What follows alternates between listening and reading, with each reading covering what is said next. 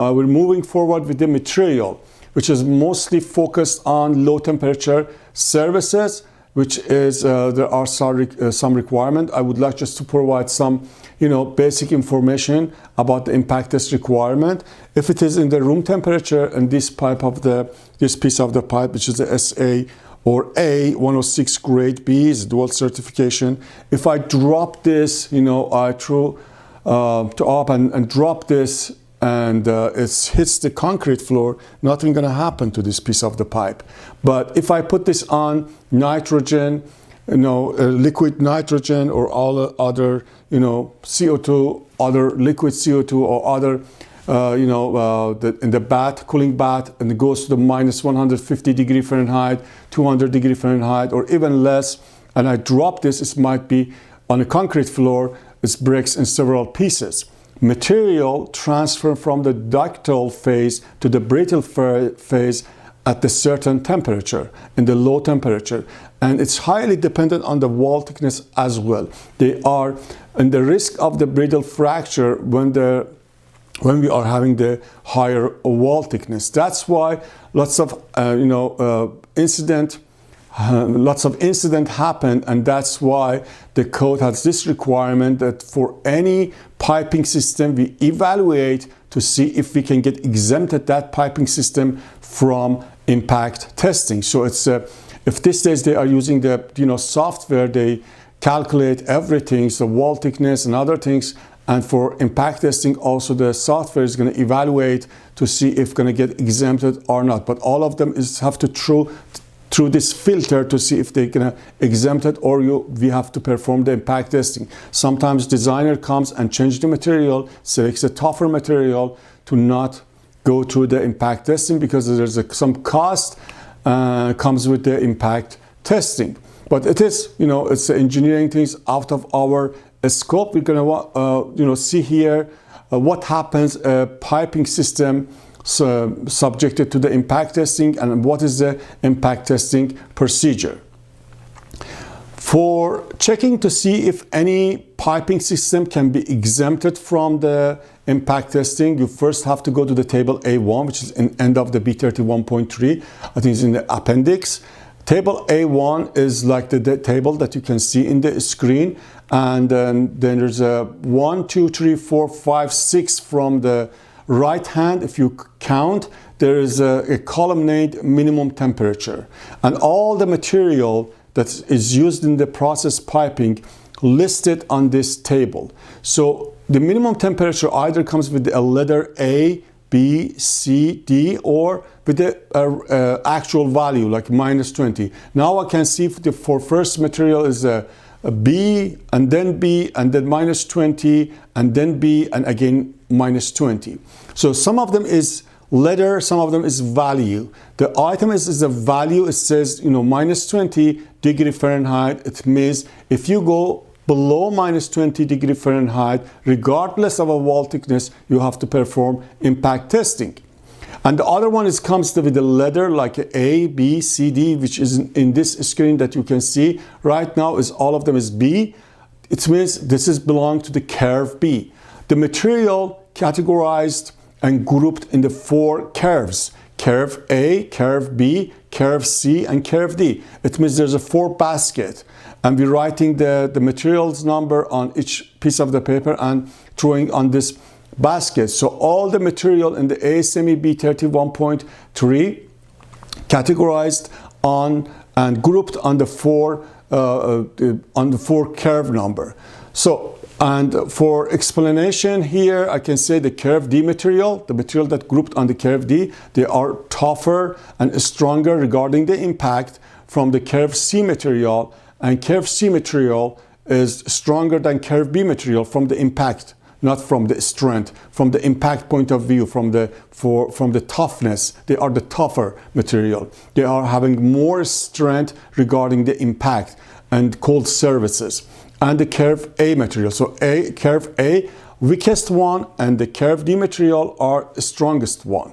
Now let's see, I am having a pipe, is a 10-inch pipe. You can consider this as a 10-inch pipe, and it's ASTM A106 grade B material, and my wall thickness is 1 inch, is a schedule 140. You go to ASME B36.10, you can see there's a schedule 140 is a 1 inch pipe, and the minimum design metal temperature is 10 degree Fahrenheit.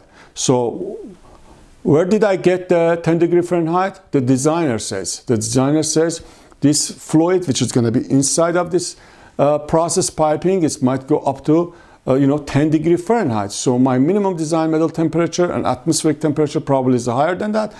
And then the minimum design metal temperature for our process piping with this condition is 10 degree Fahrenheit. Now we want to go and see if we can get exempted from impact testing.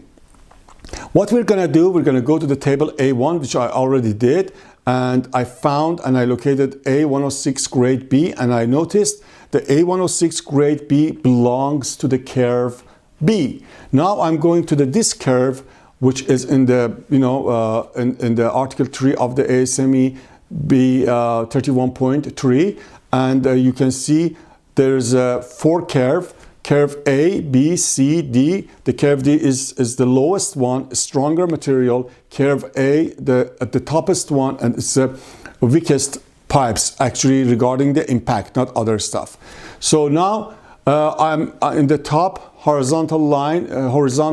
I'm having my temperature with the nominal wall thickness in the base of the inch, and one of them is the horizontal line at the below, that's Celsius, and the one at the top is a metric system, and the top is imperial system.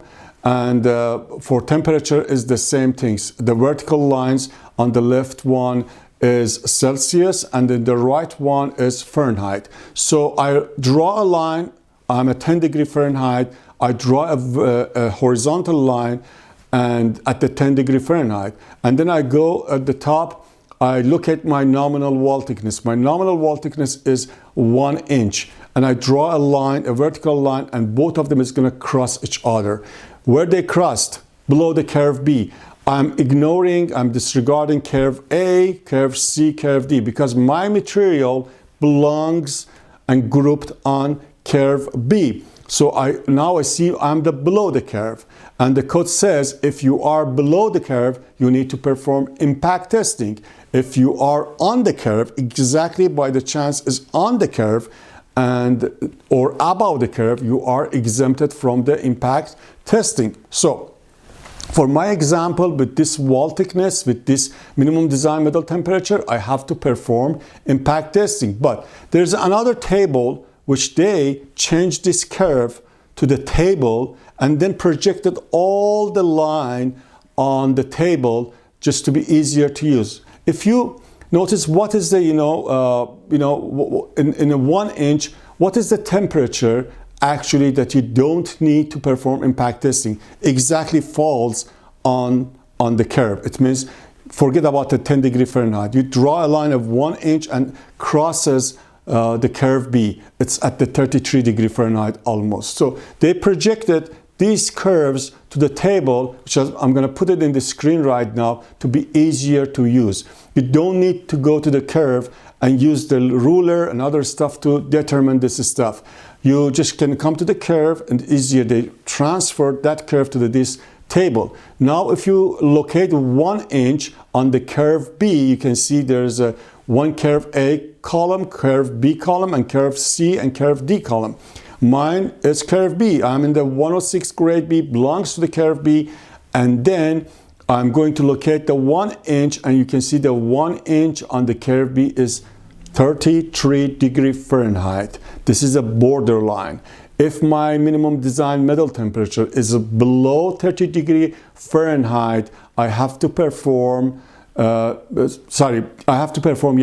perform the impact testing. If I am exactly on 33, I'm exempted. If I'm above that, I'm exempted. Now, our minimum design metal temperature is 10 degree Fahrenheit, is below 33 degree Fahrenheit, then I have to perform impact testing.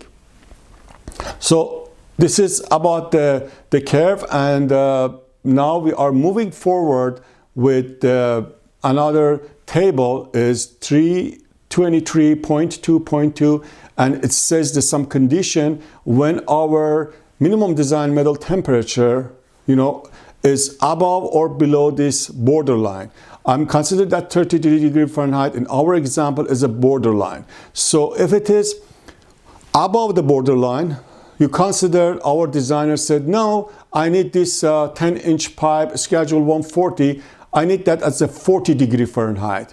So then I use the column A to see what should I do and what should I shouldn't do. And if I'm at 10 degree Fahrenheit and the borderline is 33 degree Fahrenheit, I'm below the line, I go to the column B. I go first to the column A and consider the condition which normally you get exempted.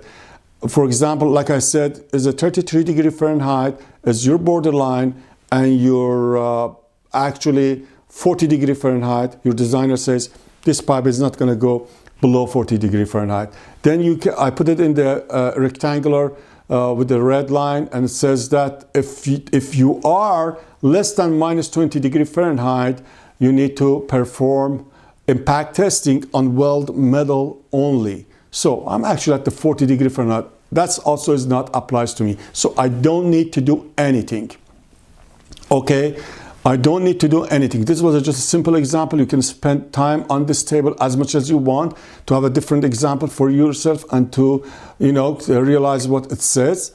And in the column B is the case that I, explained to you.